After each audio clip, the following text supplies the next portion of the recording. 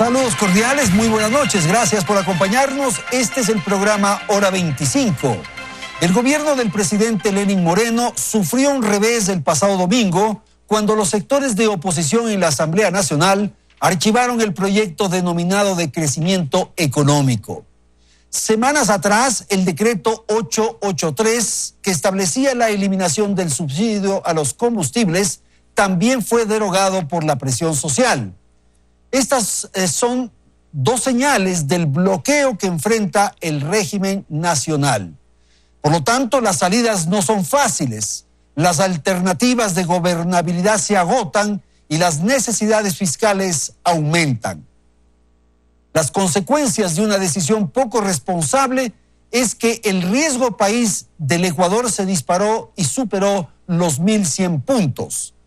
Vamos a hablar entonces de lo que ocurre desde el gobierno y naturalmente lo que sucede desde los partidos políticos y las responsabilidades que tienen los dirigentes. Nos acompañan aquí en el estudio central de nuestro canal María Paula Romo, ministra de Gobierno. Agradecemos la presencia de Andrés Vallejo, quien fue también ministro de Gobierno. Saludamos a Alfredo Serrano, director ejecutivo del Partido Social Cristiano. Y damos la más cordial bienvenida a Arturo Moscoso, analista político y articulista. Aquí empezamos. Belén, buenas noches. Muy buenas noches, Andrés, amigos televidentes. El gobierno de Lenín Moreno atraviesa momentos complejos desde el pasado 3 de octubre, día en que se iniciaron las movilizaciones en rechazo al decreto 883 con el que se eliminó el subsidio a los combustibles y que debió ser retirado por la presión social. Desde entonces ha vivido diversos bloqueos que le impiden avanzar en su plan de gobernanza. Veamos en el siguiente reportaje quiénes se han convertido en los actores de este cerco que tiene al gobierno atado de manos. Tan solo 11 días duró el decreto ejecutivo 883, con el que el presidente Lenín Moreno eliminó los subsidios a los combustibles. Y aunque muchos analistas aseguraron que esta decisión era histórica y necesaria, la presión que generaron las violentas movilizaciones en las calles obligó al presidente a dar marcha atrás. Esa se convirtió en una primera derrota para el gobierno, que buscaba a través de ese decreto superar en alguna forma la crisis fiscal. El movimiento indígena, que se convirtió en interlocutor del diálogo, bloqueó la decisión, pero no ofreció ninguna salida. Fue 15 días después cuando el Parlamento de los Pueblos entregó una propuesta económica al secretario de la presidencia de ese momento, José Augusto, y entre los puntos planteados estaban, por ejemplo, incrementar en 4% el impuesto a la renta a los 270 grupos económicos más fuertes del país. Además, reducir el IVA al 10% y retomar el dinero electrónico. Si no existía este cerco, el gobierno buscaba aliviar la caja fiscal en unos 1.300 millones de dólares. Al no conseguirlo, planteó un proyecto de ley económica urgente que contenía más de 400 artículos y reformaba 22 leyes. El texto llegó de forma inusual a la Asamblea Nacional. Fueron pasadas las 11 de la noche del 18 de octubre cuando el ministro de Economía, Richard Martínez, entregó el proyecto. Al ser económico urgente, la Asamblea solo tenía 30 días para su aprobación, modificación o rechazo. El proyecto contenía algunas reformas importantes como la eliminación del anticipo al impuesto a la renta, la simplificación tributaria para microempresarios y la condonación de multas e intereses para estudiantes que accedieron a becas y créditos educativos. Sin embargo, era público que el oficialismo no contaba con los votos necesarios para su aprobación.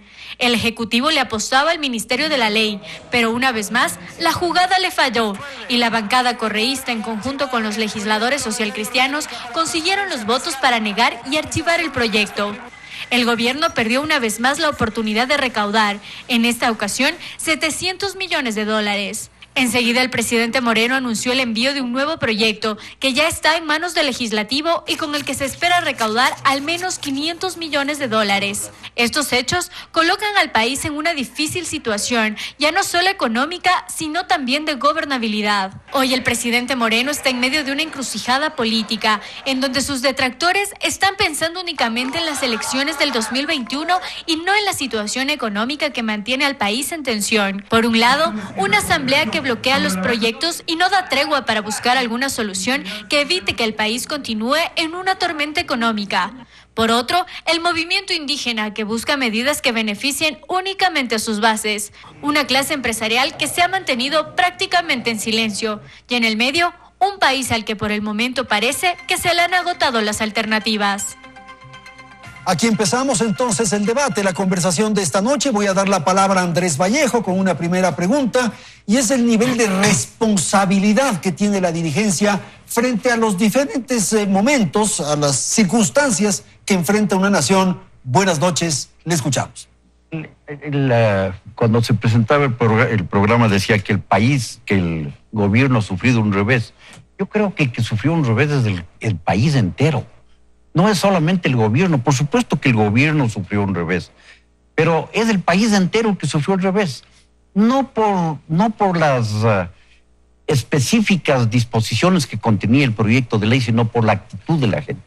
Este para mí no es un problema solamente fiscal, es un problema de comportamiento en el que las élites ecuatorianas están demostrando una miopía tan fenomenal. Fíjese usted lo que significa. Se presenta el gobierno decide dictar un decreto para eliminar los subsidios de los combustibles. Puede haber cometido errores, puede ser que haya sido muy drástico, puede ser que no haya socializado, todo lo que se quiera. Pero la respuesta de la mayor parte de los políticos ecuatorianos es que no hay cómo eliminar los subsidios de los combustibles porque eso afecta a los más pobres.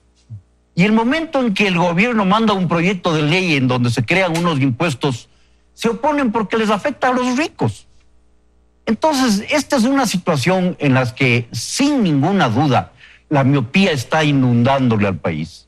Miopes los que creen que con esa conducta van a lograr réditos.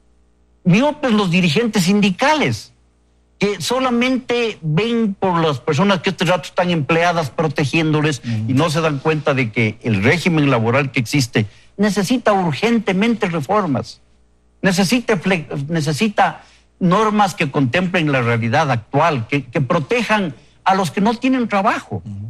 Ellos están protegiendo a los que tienen trabajo sin darse cuenta el monstruoso nivel de desempleo y de subempleo y de empleo formal, que es una manera de encubrir el desempleo.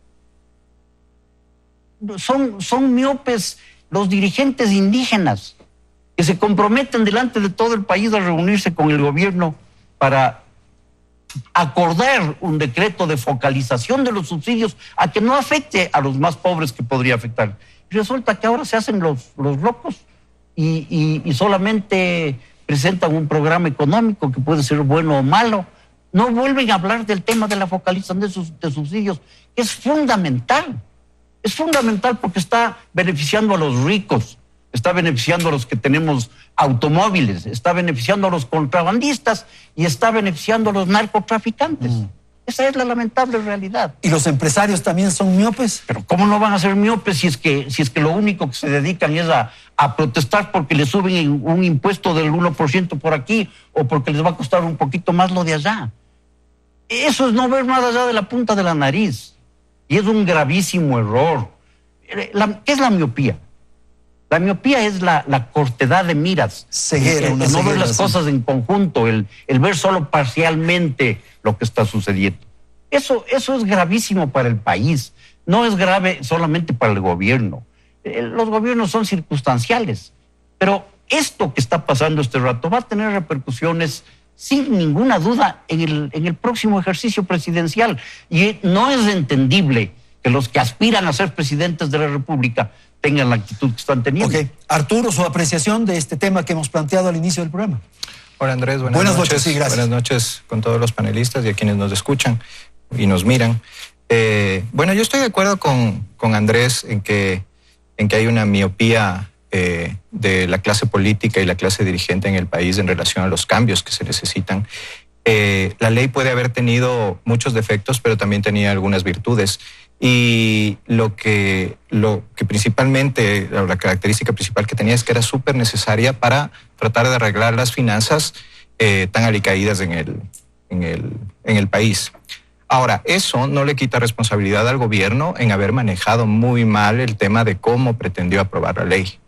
Una ley que la apuesta fue al Ministerio de la Ley, a que la ley se apruebe sin haber sido debatida en el Parlamento, en la Asamblea y pues le salió muy mal la jugada, ¿no? ¿Usted cree que la propuesta era esa?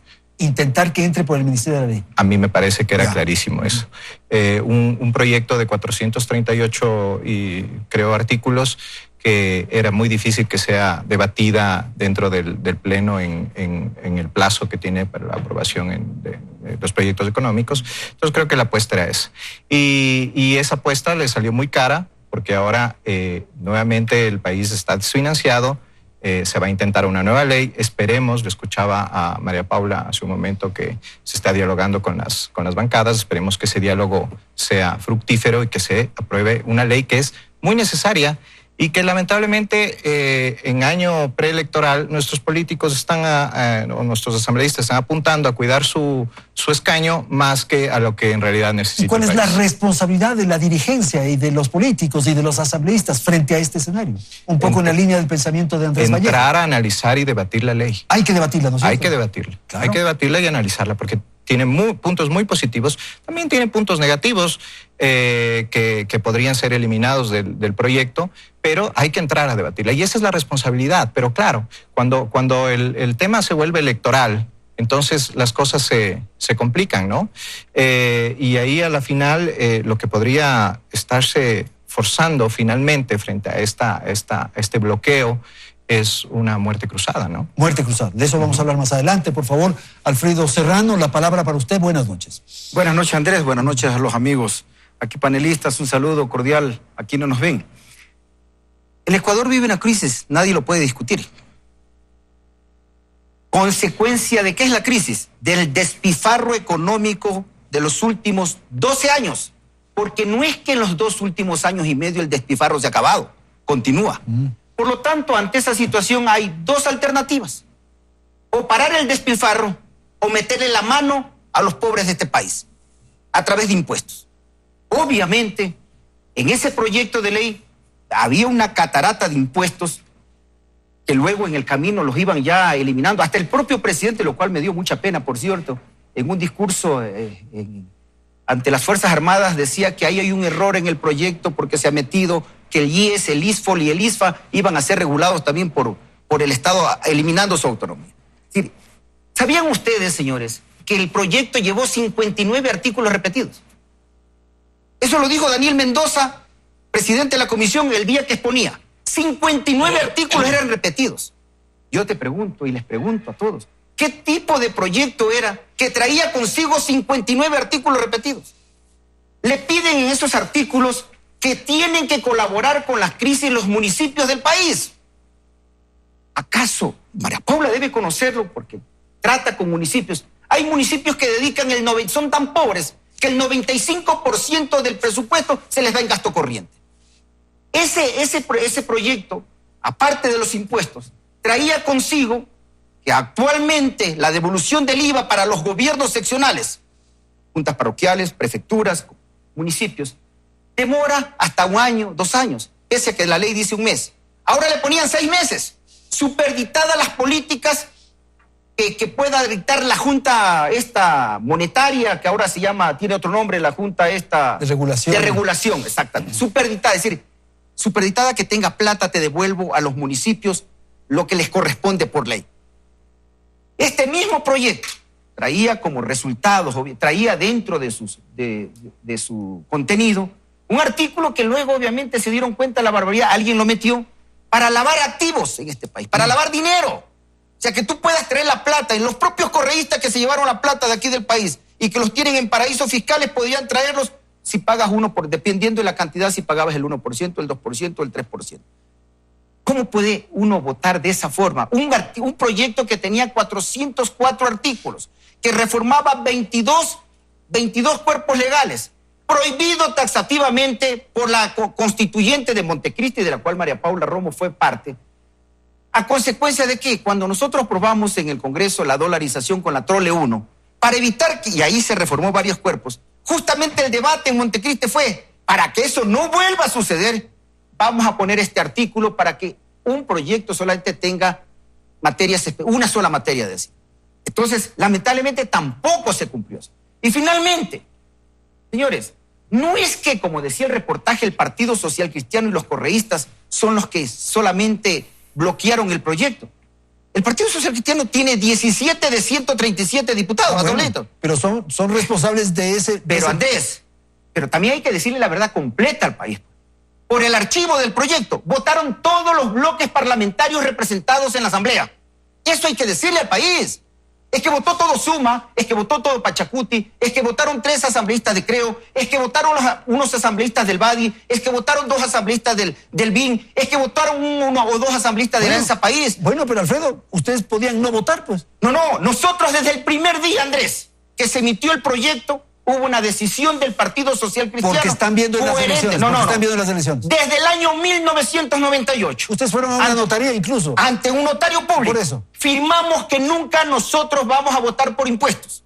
Andrés, nuestras propuestas de campaña desde 1998 hasta la presente fecha ha sido decirle al pueblo, no vamos a votar por impuestos. Ok. Eso lo hemos dicho siempre. Gracias, y tenemos que cumplir Alfredo con esa palabra. Solano. Ministra, buenas noches, le escuchamos. Buenas noches, Andrés. Gracias. Buenas noches a los colegas de la mesa de conversación. Varias cosas, porque han existido ya varias intervenciones también, así que estoy aquí con una lista de temas. Pero creo que lo primero que hay que decir es que para ser irresponsables con el país no hay que buscar pretextos, hay que asumir lo que ha pasado. No solamente a 1.100 puntos el riesgo país, el día jueves llegó a 1.300. Superó los 1.300. ¿Eso qué significa? ¿Que son datos macroeconómicos? Para entendidos, no. Significa que cualquier posibilidad de financiamiento es más cara. Para los públicos y para los privados estamos encareciendo el financiamiento. ¿Por qué? Por irresponsables. ¿Quiénes? Tiene razón lo que ahora mismo nos dice Alfredo en su intervención. Es cierto, no solamente el Partido Social Cristiano votó por el archivo de la ley. Votaron como bancadas completas, 3 bancadas completas. El correísmo, el Partido Social Cristiano y el Pachacuti. Y luego, y Suma, es verdad. Suma, PSC, Pachacuti y los correístas. Esa es la suma de la votación. Algunas otras personas de algunas otras bancadas también. Y con esto, ¿a qué quiero referirme? Las críticas que haya a la ley está bien, de eso se trata. Para eso, un proyecto de ley va a la Asamblea Nacional. Precisamente para que un grupo de legisladores de diferentes tendencias políticas que representan al país digan qué artículos se aprueban y qué artículos se rechazan. Que el gobierno quiere usar el mecanismo del Ministerio de la Ley. Es muy fácil impedirlo, se vota en la Asamblea Nacional, pero también podrían haber decidido impedir los artículos inadecuados y aprobar aquellos que eran buenos. Corregir. Legislar. Claro. Legislar, Andrés. Lo que tenían que hacer era legislar. El legislativo tiene que legislar. Si es que en lugar de legislar lo que decide es bloquear, asuma la responsabilidad de que esa es su postura política o de que esa es su opción frente a un momento tan delicado para el país, porque además no es un momento cualquiera. No es que estamos discutiendo una ley sobre qué pensamos sobre el régimen electoral, no estamos discutiendo una ley sobre derechos civiles, no estamos discutiendo una ley sobre posturas en el derecho penal.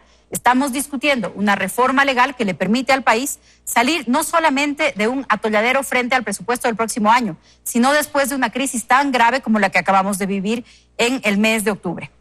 Dicho eso, quisiera referirme a algunos temas puntuales. Al iniciar el programa, en la introducción decía el gobierno se queda sin alternativas. Quisiera regresar por eso. Siempre hay alternativas y es tarea del gobierno buscarlas y encontrarlas, y lo vamos a hacer. Pero el gobierno ha procurado tener las alternativas más responsables, aun si son impopulares. Porque pero, ministra, son alternativas que están sobre la misma marcha, que poco avanzan. Sí, no, alternativas que todas vamos a tener que buscarlas y encontrarlas. Y no todas poco avanzan, Andrés. También pueden ser, por ejemplo, conseguir financiamiento. ¿En qué condiciones?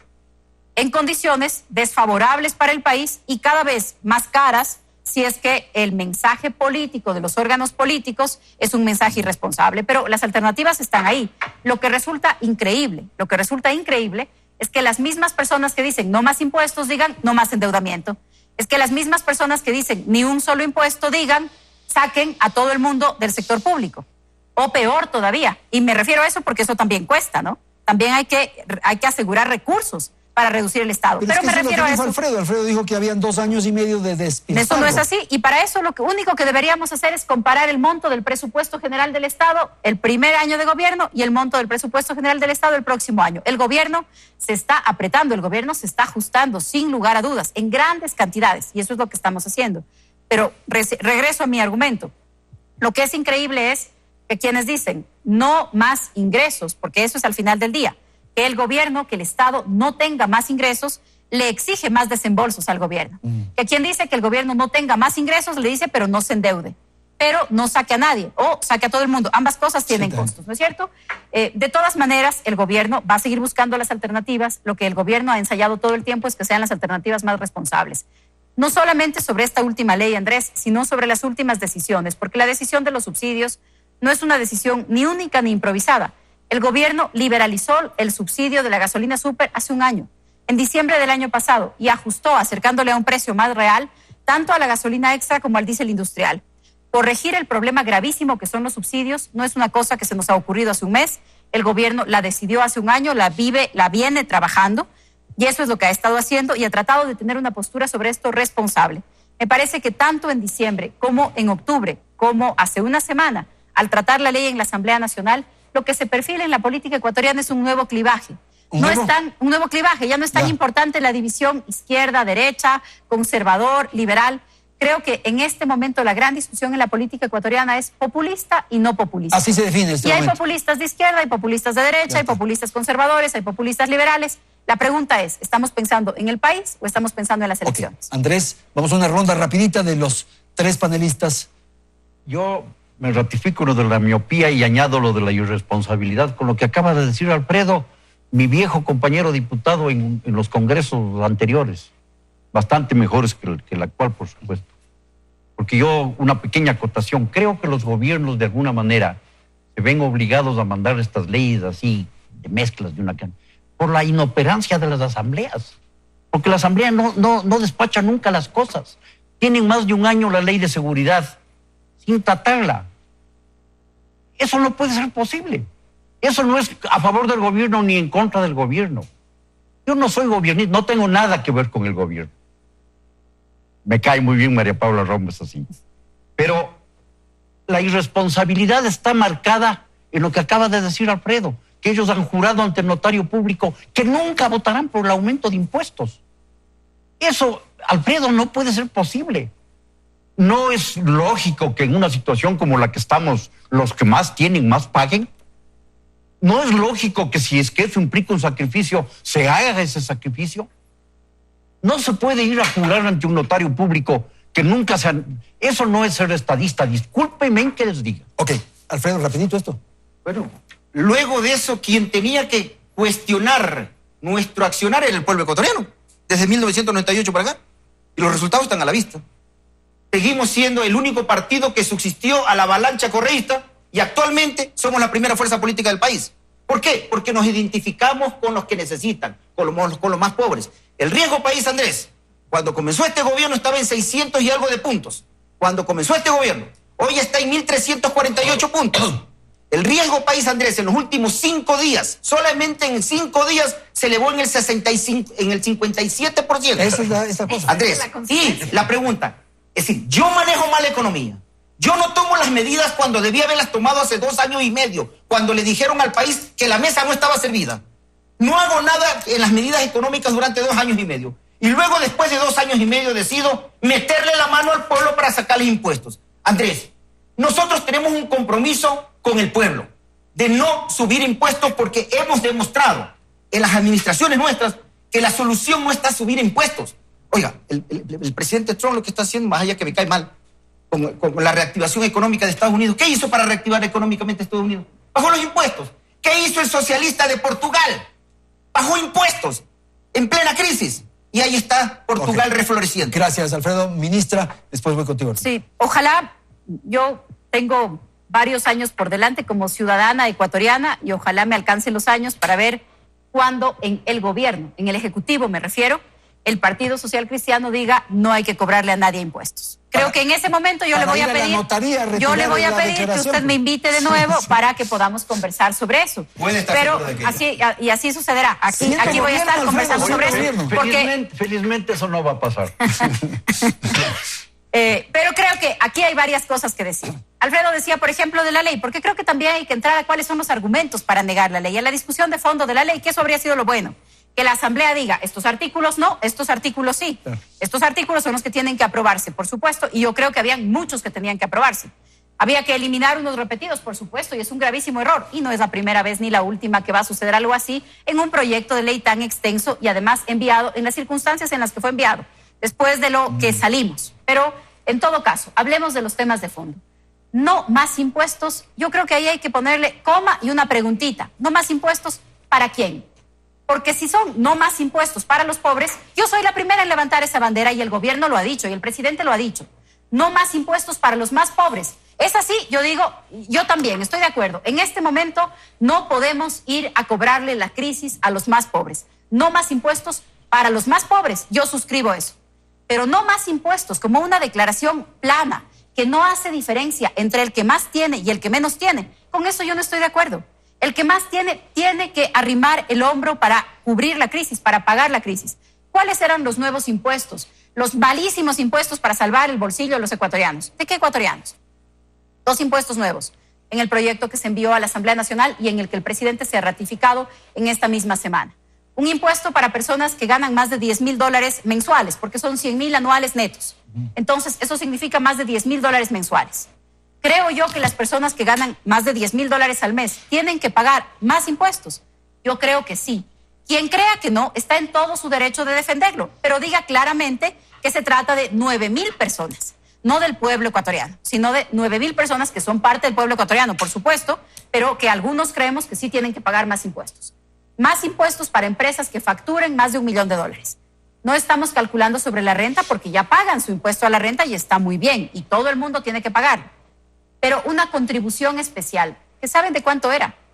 A quien facture más de $1 millón le tocaba pagar $1,000.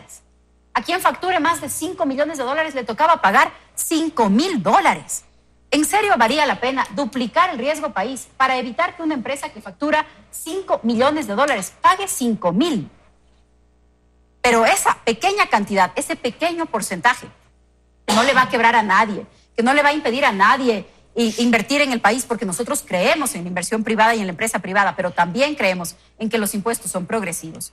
Esa pequeña cantidad, esos 1,000, esos 5,000, sumaban $177 millones en un año, que lo que precisamente hacen es cubrir las cosas que se necesitan para atender a los más pobres. Okay. Y termino con el tema municipios. Sí. Así es, habían algunas normas que tenían que ver con municipios, pero no estaban quitándole recursos a los municipios, estaban organizando una ficción que hay sobre el tema de los atrasos. El gobierno ha hecho todo lo que está en su alcance y lo sigue haciendo. Calendarios, ponerse al día, pagar a los municipios, honrar las deudas de los gobiernos anteriores. Lo estamos haciendo porque corresponde, pero son cantidades gigantescas y lo vamos a seguir haciendo. Pero también lo que estamos haciendo es financiar cosas que tienen que financiar los municipios. Llevamos más de $1,200 millones entregados para agua potable, competencia municipal en el país. Y con recursos del Estado, a través del Banco del Estado, se está financiando para que los municipios cubran esto. Tenemos un gran compromiso para trabajar con los municipios, pero reglas fiscales para que tengamos todos que tener en orden las cuentas también es importante, porque hay municipios que gastan más en fiestas que en agua. Y eso también hay que decirlo y en algún momento tenemos que decirlo. Okay. Gracias, ministra. Te debo la palabra, Arturo. Vamos a ir a la publicidad y enseguida retornamos y empezamos contigo. En un instante.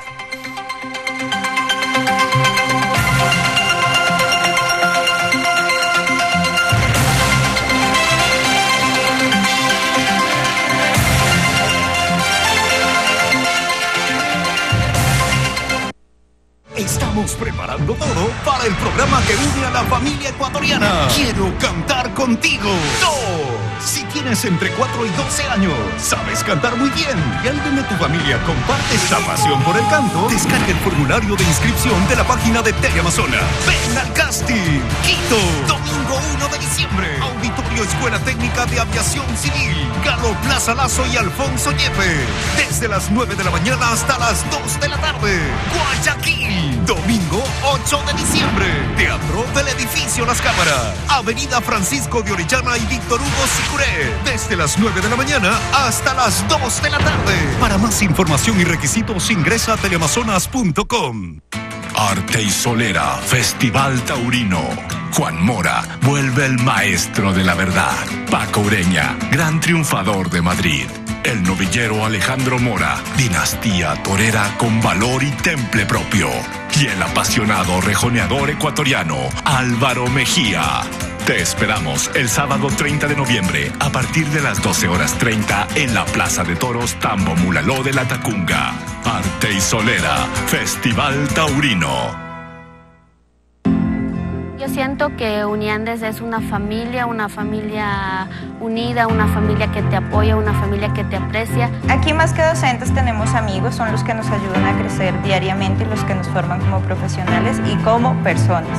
Además que técnicamente nosotros estamos muy bien relacionados, estamos con equipos de punta, con laboratorios de punta. Está a la altura de nuestros sueños. Pienso que aquí estoy logrando mi sueño y que cada uno de ellos puede lograr sus sueños de aquí. ¿Qué es Uniandes en muy cortas palabras? Es familia, es calidad, es perfección.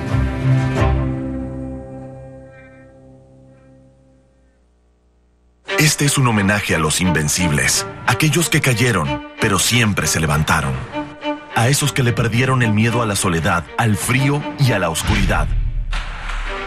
Este reconocimiento es para los que tienen un espíritu que enciende, que crea. En Banco del Pacífico apoyamos el espíritu de superación, coraje y optimismo que engrandece a los ecuatorianos. Invencibles. Banco del Pacífico, innovando desde 1972. Viajar ilegalmente a Estados Unidos no es ningún paraíso. Paraíso Travel, su agencia de viajes. Si uno no cumple todos los requisitos para viajar, ¿qué? Algo nos inventamos. Ay, ¿y ahora qué vamos a vender novios? Nos vamos a volver millonarias. Ahora Reina tiene un sueño que desea cumplir. Necesito que me ayuden a llegar a Nueva York. O gringo o plata, una de dos. No te pierdas. Paraíso Travel. Estreno mañana, después de Mujer.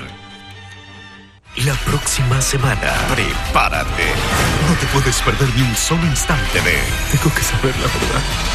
Mujer, después de MasterChef. MasterChef, lunes a viernes, 9 de la noche.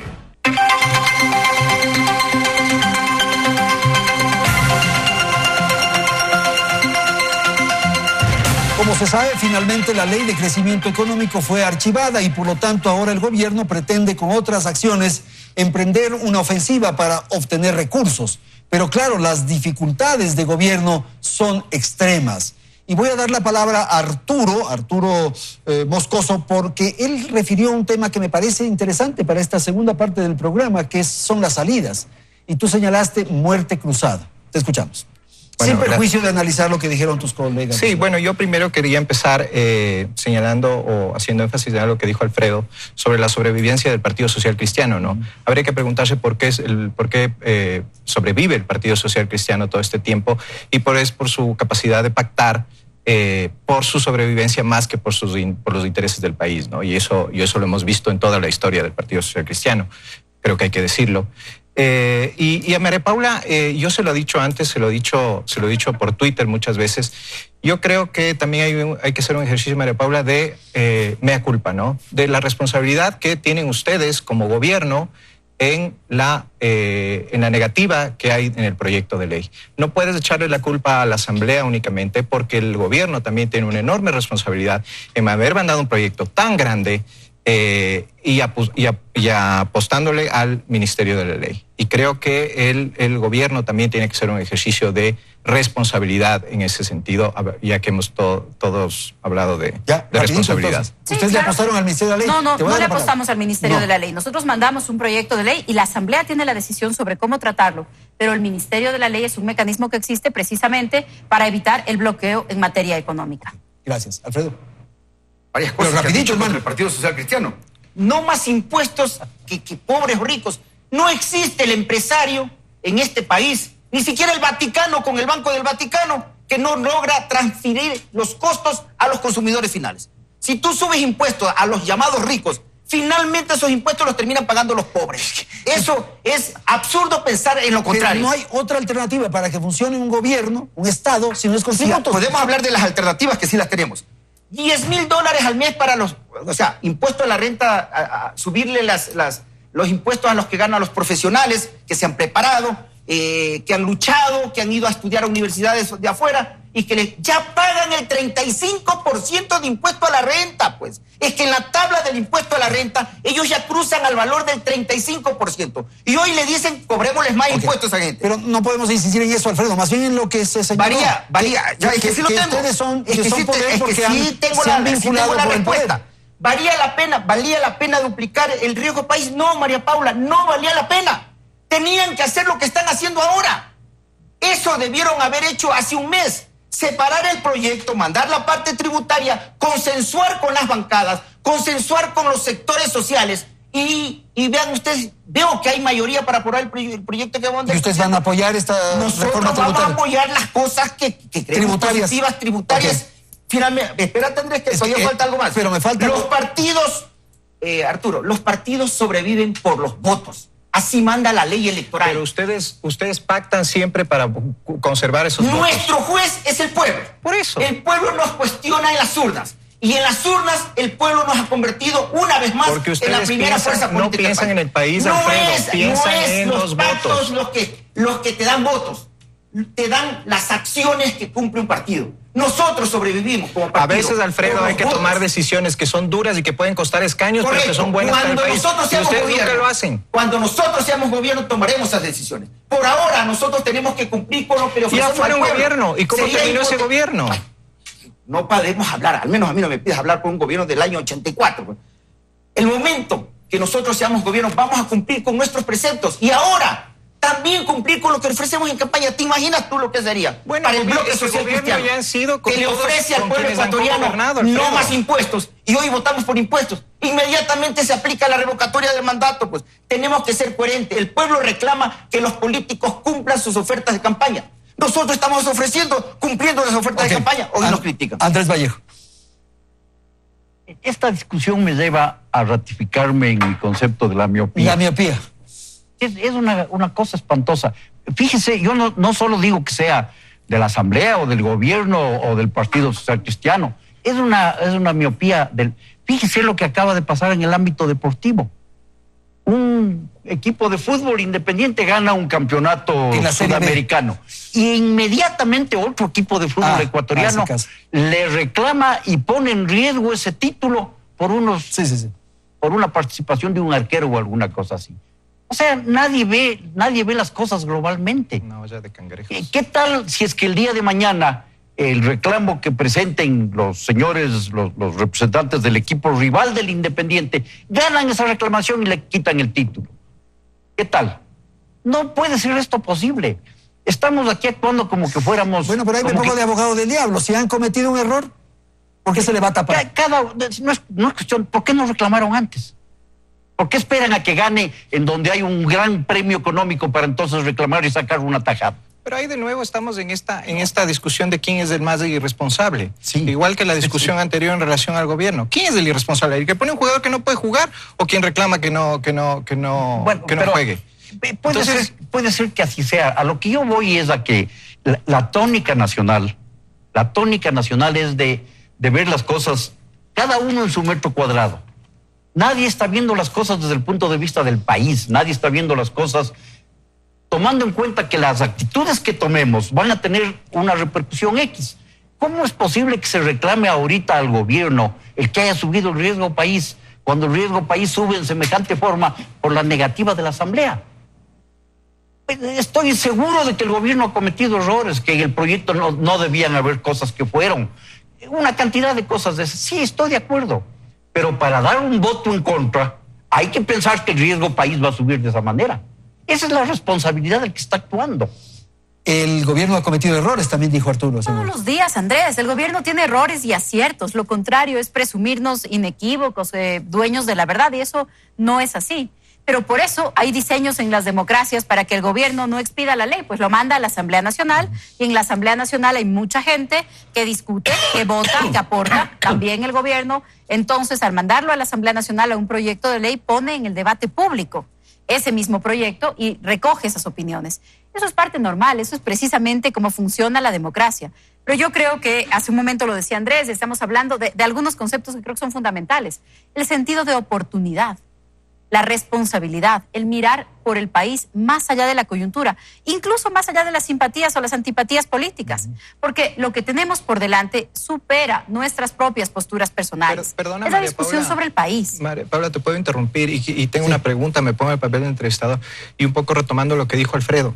¿Por qué no lo hicieron antes? ¿Por qué no hicieron esto cuando la popularidad de Lenin, por ejemplo, era del 70%? ¿Por qué ahora, cuando es un gobierno débil, con poca popularidad, en donde la Asamblea evidentemente lo que va a guardar son sus escaños en juego más que el beneficio que pudiera traer esta ley? ¿Por qué no lo hicieron antes? Esa es una muy buena pregunta y yo tenía apuntada aquí una fecha, el momento de la introducción al programa, porque decían el gobierno atraviesa duros momentos desde la semana pasada, desde el mes pasado.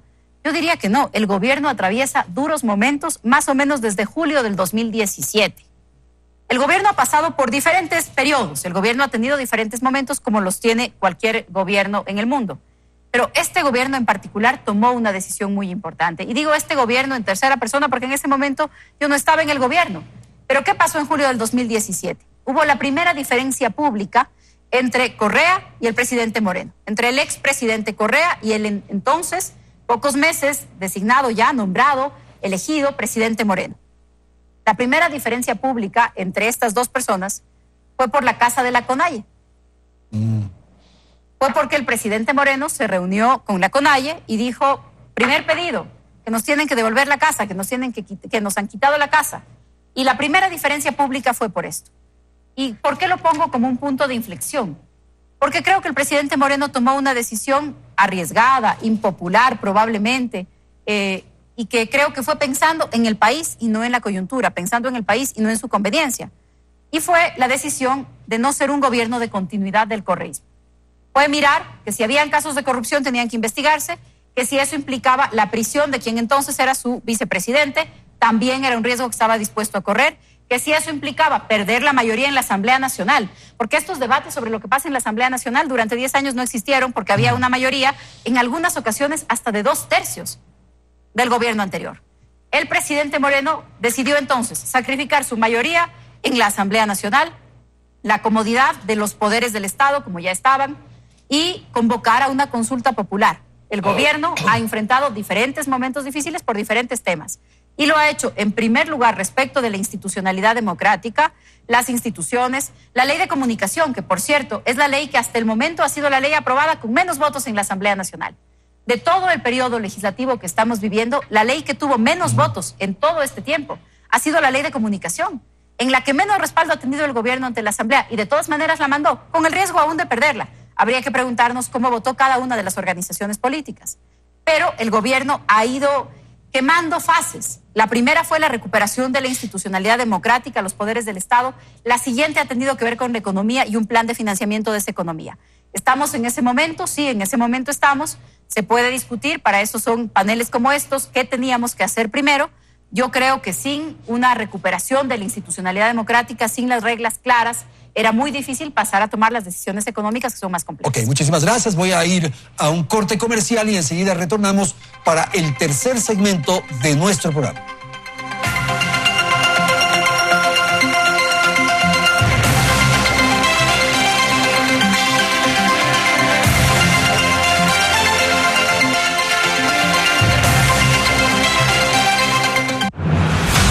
Mañana en MasterChef. ¿Están preparados para esta nueva caja misteriosa? No me gusta para nada cocinar esto. Somos amiguis, pero solo hay un puesto, amiga. ¿Con qué locuras me vas a salir hoy? Inventar pastelería es un rollo, ¿ah? ¿Te estás calificando tú? Chao, te vas. Vamos a tener un delantal negro. No me gusta el sabor tampoco, no me gusta el emplatado, estéticamente no me gustan para nada. Esto es MasterChef. Un paso adelante, por favor. MasterChef, 9 de la noche. Yo siento que Uniandes es una familia unida, una familia que te apoya, una familia que te aprecia. Aquí más que docentes tenemos amigos, son los que nos ayudan a crecer diariamente, los que nos forman como profesionales y como personas. Además que técnicamente nosotros estamos muy bien relacionados, estamos con equipos de punta, con laboratorios de punta. Está a la altura de nuestros sueños. Pienso que aquí estoy logrando mi sueño y que cada uno de ellos puede lograr sus sueños de aquí. ¿Qué es Uniandes en muy cortas palabras? Es familia, es calidad, es perfección.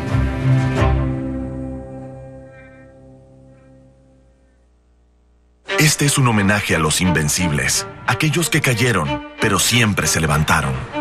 A esos que le perdieron el miedo a la soledad, al frío y a la oscuridad. Este reconocimiento es para los que tienen un espíritu que enciende, que crea. En Banco del Pacífico apoyamos el espíritu de superación, coraje y optimismo que engrandece a los ecuatorianos. Invencibles. Banco del Pacífico, innovando desde 1972. Yo siento que Uniandes es una familia unida, una familia que te apoya, una familia que te aprecia. Aquí más que docentes tenemos amigos, son los que nos ayudan a crecer diariamente, los que nos forman como profesionales y como personas.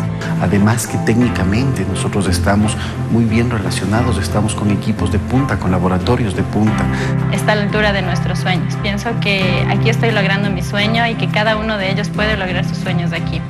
¿Qué es Uniandes en muy cortas palabras? Es familia, es calidad, es perfección.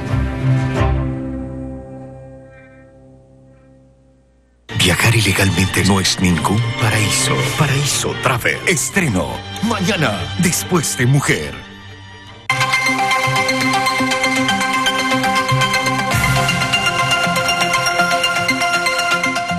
Bien, en la tercera parte quiero insistir un poco en el tema de la salida frente a la dificultad, a esta especie de bloqueo que se produce en torno a la gestión del gobierno del presidente Lenín Moreno. Y Arturo, tú señalaste el tema de la muerte cruzada. Quiero volver a preguntarte, ¿en qué consiste la propuesta? Bueno, la muerte cruzada es una facultad que tiene el presidente de la República, una facultad constitucional, de disolver la Asamblea Nacional si es que previo dictamen de la favorable de la Corte Constitucional, si de forma reiterada o injustificada obstruye la ejecución del Plan Nacional de Desarrollo. Yo creo que esta herramienta le da al gobierno ahora una facultad de presionar para la aprobación de la nueva ley que va a enviar, ¿no? Porque el gobierno, si es que este nuevo proyecto que va a enviar se negara, bien podría decir que se está obstaculizando la ejecución del Plan Nacional de Desarrollo y pedir la disolución de la Asamblea. Si se niega esta siguiente intención del gobierno de obtener recursos a través de reforma tributaria, ya es una señal de un bloqueo total. Sí, yo creo que sí, porque es evidente que el gobierno necesita las herramientas como para paliar la crisis y no las tiene en este momento. Ahora, y esto es interesante porque es un gobierno débil, es un gobierno en donde Lenín Moreno tiene muy pocas posibilidades de continuar en una carrera política. No sé si María Paula o los demás miembros del gobierno están pensando en continuar, pero van a salir muy débiles de este gobierno. Ya es un gobierno débil, mal calificado, y lo que le va a permitir es dejarles a todos con los churos hechos. ¿Y la muerte cruzada qué resuelve? No resuelve eso tampoco, ¿sí? ¿Qué no resuelve? La idea de la muerte cruzada no resuelve este planteamiento que acabas de formular. Es que lo que está haciendo la Asamblea ahora... ¿Por qué la Asamblea bloquea las nuevas medidas económicas? Porque, insisto, están cuidando su escaño. Estamos en año preelectoral y están cuidando su escaño. No quieren que se les acuse de tomar medidas impopulares o impositivas hacia la población. Entonces, más allá de lo que le convenga o no al país, pues esa va a ser su posición. Entonces, si es que el gobierno optara por una muerte cruzada, pues todos se van a quedar en el aire sin herramientas como para utilizar en la nueva campaña política que tendrá que ser lo más pronto posible luego del llamado a elecciones del CNE. Este es un tema que se escucha, que la gente conversa, otro es el adelantar las elecciones, otra es una crisis de gabinete, en fin, ¿qué cree usted? No hay posibilidad de adelantar las elecciones a menos que haya la aplicación de la muerte cruzada. Yo no soy partidario de eso. Yo creo que eso le podría llevar al país a nuevos escenarios mucho más complicados y de imprevisible desenlace. Yo no estoy de acuerdo. Yo creo que se debe apelar a la responsabilidad de todos. Se debe apelar a que el gobierno actúe como debe actuar, que consensúe, que hable con quienes tenga que hablar, que ceda en lo que tenga que ceder, pero también a los bloques legislativos. No es posible actitudes como las que menciona aquí Alfredo. Son posiciones irreductibles que no dan paso a que las cosas se puedan solucionar. Esa no es la manera de tratarle al país. A mí me vuelvo a insistir, me preocupa sobremanera en aquellas personas que aspiran a gobernar el país en el futuro, porque el escenario que se está creando, analicemos lo del riesgo país, ¿a quién le perjudica? Le perjudica al gobierno, si es que quiere endeudarse, porque lo va a hacer a tasas también al sector privado, también a quienes dicen estar defendiendo, porque si es que obtienen un crédito en el exterior no va a ser en las mismas condiciones anteriores, va a ser a tasas muchísimo más altas. Eso complica la situación de contracción económica que tenemos. Es decir, es un círculo vicioso que se agrava porque no vemos las cosas globalmente. Yo creo que lo procedente es que se discuta el proyecto que ha enviado ya el gobierno, que se envíe posteriormente. Yo creo que las reformas del Banco Central son indispensables. Yo también tengo objeciones a lo que propusieron en el caso del Banco Central. Creo que hay que simplificar las cosas, ahí se están complicando más. Creo que debe haber un solo directorio y no dos.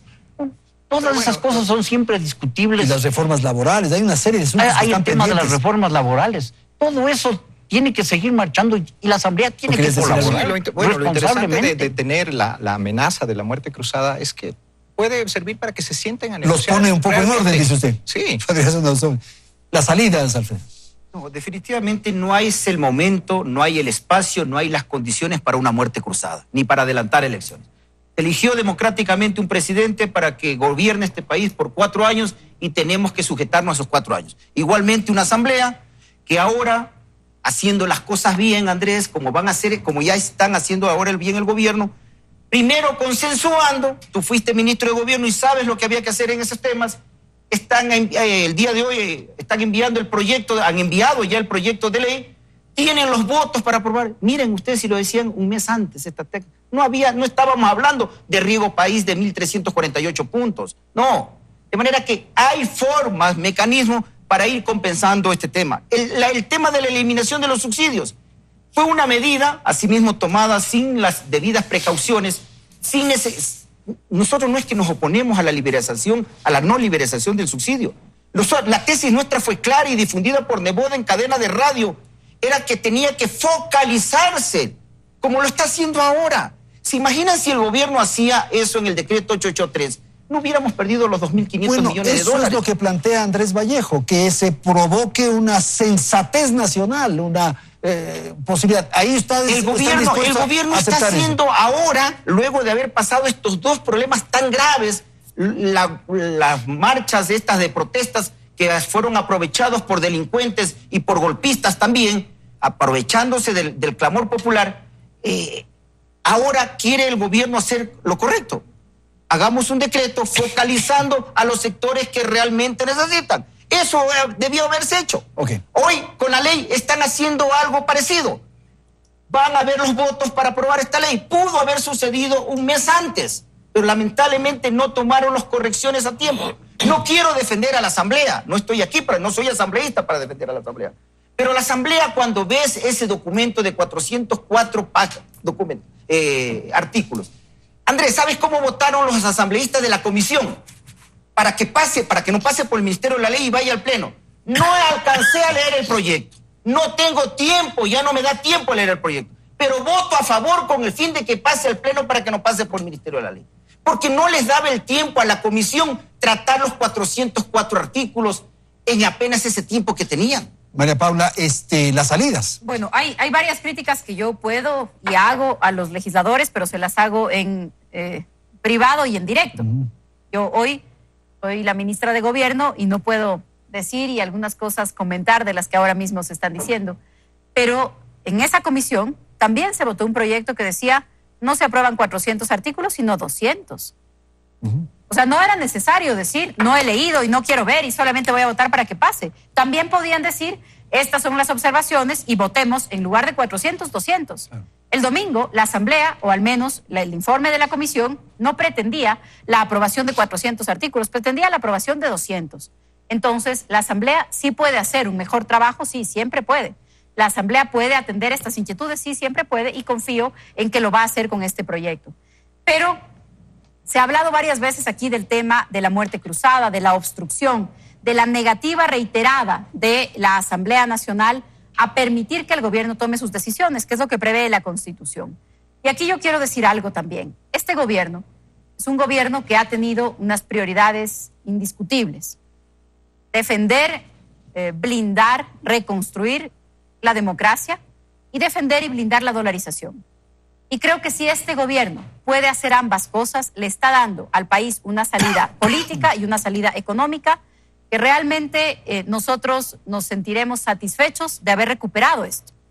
Creo que ha sido un gobierno fundamental en ese sentido y podríamos también señalar otras cosas. Ha tomado decisiones muy importantes y muy valientes a pesar de algunas debilidades de las que se nos acusa, que creo que van por el lado, por ejemplo, de la gasolina súper, del precio de la extra, del diésel industrial, jugándonos muchas veces a decisiones impopulares, pero que son básicas para el país y para corregir la economía y para corregir los temas institucionales. A pesar de todo eso, para nosotros un objetivo clave es la estabilidad y las certezas. Y creo que esto también es importante decirlo. Si bien la muerte cruzada está prevista en la Constitución como una herramienta para superar una situación de bloqueo, y está ahí y está escrita, los gobiernos tienen plan A, plan B, plan C, plan D. Para nosotros, A, B, C, D es estabilidad y certezas. Ese es el primer mensaje. Si es que hay un escenario de bloqueo, lo veremos cuando haya un escenario de bloqueo. Por ahora, ¿qué hemos tenido? Llegado a ese hemos estado. Tenido un proyecto de ley en un momento en el que esperábamos responsabilidad, en un momento en el que esperábamos sentido de país, en un momento en el que esperábamos sentido de oportunidad, pero un proyecto de ley bloqueado. Vamos al próximo. Yo lo he dicho esta semana en los medios de comunicación. Esto también es la democracia. Perdemos un proyecto, perdemos una votación y al otro día borra y va de nuevo. Vamos a la nueva votación y al nuevo proyecto de ley. Ese es nuestro trabajo y eso es lo que vamos a hacer. Yo confío en que son días también para recuperar la cordura. Hemos tenido un periodo muy complicado. Ambientalistas defendiendo el subsidio de los combustibles fósiles. Digamos, liberales defendiendo los subsidios. Hay personas que creen o que defienden la dolarización y la liberalización de los mercados oponiéndose a las reglas fiscales. Sectores que defienden a los más pobres diciendo no les cobren impuestos a los ricos. Entonces, creo que sí es importante un poco pasar del discurso o de la política del eslogan a la política del análisis, a la política de lo razonable. El gobierno de la está en esa sensatez. línea. Ok, vamos a hacer la ronda final, si son tan amables, casi con una proclama, con un llamado final. Por favor, Arturo, con usted empezamos. Tenemos 2 minutos, lo más rápido posible. 2 minutos para todos. Bueno, yo lo que quisiera hacer es un llamado a la sensatez tanto del gobierno como de la Asamblea, ¿no? Creo que estamos pasando por un momento muy complicado económicamente y políticamente hablando. Creo que se está poniendo en riesgo la dolarización y si se llega a caer la dolarización en este país hay una guerra civil. Y creo que eso no se puede permitir. Yo sí hago un llamado tanto a los asambleístas, al Partido Social Cristiano, al resto de partidos. Yo creo que la Revolución Ciudadana no hay cómo hacerle ningún llamado porque eso sería un tiro al aire, una bala perdida, pero sí hacer un llamado a María Paula y al gobierno en general a que dialoguen sobre este tema, a que no se traten de sorprender porque ya vimos que el tema de sorprender y apostarle a la muerte cruzada no es la solución. Al Ministerio de la Ley. Al Ministerio de la Ley. Así que siéntense y negocien y saquen esto adelante porque es lo que el país necesita. Andrés, 30 segundos, por favor. Repito mi inquietud y repito mi llamado. No se puede seguir viviendo así. Lo que se va a hacer si es que hay estas actitudes miopes, permítame que repita la palabra, miopes, de no ver las cosas globalmente, vamos a provocar problemas que no vamos a poder solucionar en paz. La violencia no se genera solamente por los vándalos. La violencia se genera también por el rompimiento de las normas, se genera por las injusticias, se genera por una cantidad de cosas.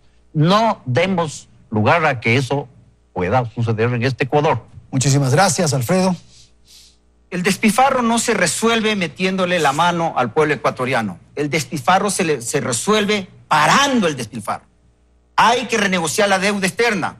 Hay que renegociar hay que reducir el tamaño del Estado. Tenemos que ir a aumentar la producción petrolera.